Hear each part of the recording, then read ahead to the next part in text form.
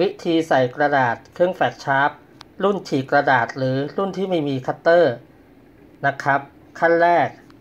วางกระดาษแฟกลงนะครับวางกระดาษแฟกลักษณะหงายตามรูปนะครับเสร็จแล้วดึงแค่กดกระดาษขึ้นมานะครับเสร็จแล้วนำกระดาษแฟกสอดเข้าตรงกลางนะครับแล้วก็ดันกระดาษแฟกนะครับ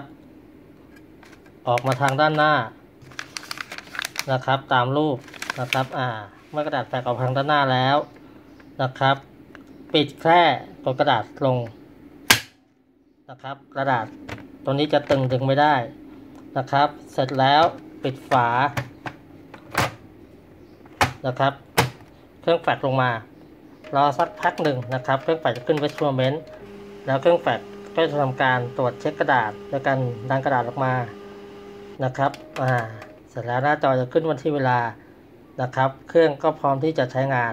จบการใส่กระดาษเครื่องแฟกชาร์ปขอบคุณครับ